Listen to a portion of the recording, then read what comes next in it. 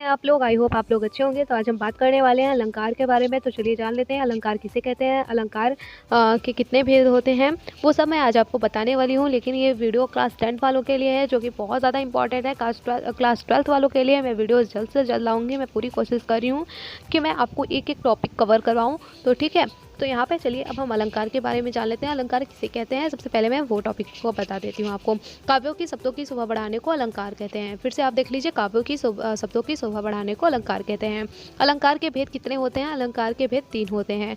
वो कौन कौन से हैं? शब्दालंकार, अर्थालंकार और अभयालंकार। अब आगे देख लेते हैं, यहाँ उभयालंकार है।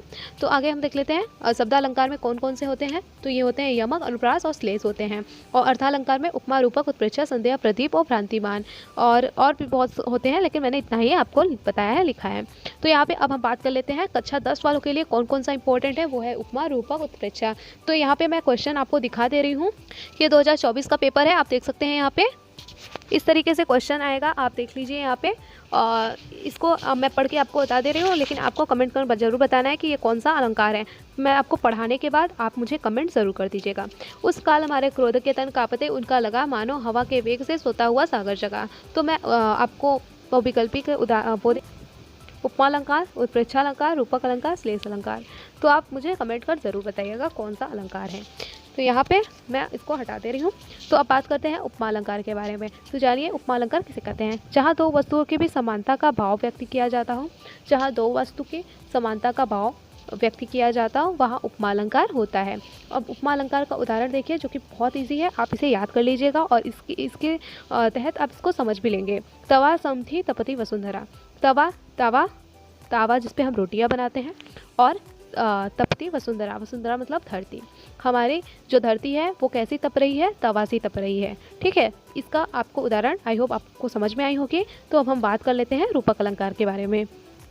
इस तरीके से रूपक अलंकार के बारे में हम जान लेते हैं। जहाँ उपमेय में उपमान में भेद होते हुए भी दोनों में समानता की जाए, वहाँ उपमेय उपमान के रूप में दिखाया जाए, तो वहाँ रूपक अलंकार होता है। माया मैं तो चंद्र खिलौना ले हूँ।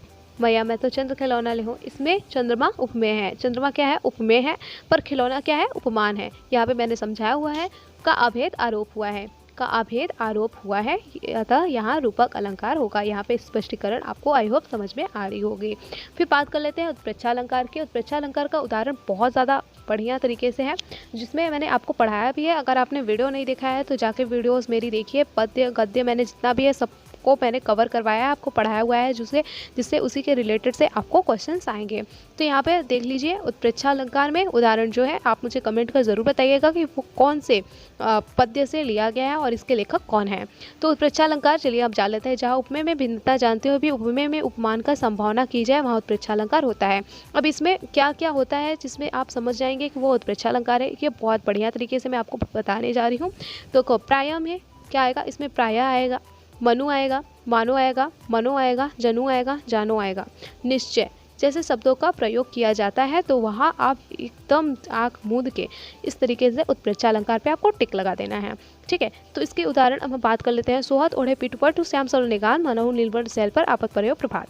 तो यहाँ पे स्पष्टीकरण क्या है? श्री कृष्ण ने पीताम्बर पहना हुआ है। श्री कृष्ण ने क्या पहना हुआ है? पीला वस्त्र पहना हुआ है। उनके शरीर को देखकर ऐसा लगता है मानो नील पर्वत प्रभाव के सूर्य का पीला रंग का प्रकाश पड़ रहा हो। तो इसी तरीके से आप देख लीजिए, आपको इसका स्पष्टीकरण देखना है, लिखना है, सीखना है, बार बार इसको रिपीट कर वीडियो को देखना है, ताकि आपको अच्छी तरीके से याद हो जाए। तो बस इतना ही आपको उत्प्रेक्षा, रूपक और उपमा में याद करना है। आई होप आपको ये समझ में आई होगी। क्लास 10th वालों के लिए बस इतना ही है।